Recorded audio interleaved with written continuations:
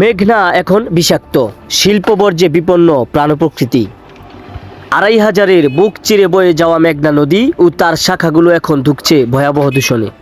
প্রতিদিন কলকারখানার অপরিশোধিত শিল্পবর্জ্য সরাসরি মিশছে নদীর পানিতে। চোখের সামনে নদী মরে গেলেও প্রতিকারের যেন কেউ নেই। নরসিংদীর সদর মাধবদী উপজেলার কয়েকশো টেক্সটাইল, ডাইং ও ওয়াশিং কারখানার বর্জ্য কোনো প্রকার শোধন ছাড়াই নদীতে ফেলা হচ্ছে।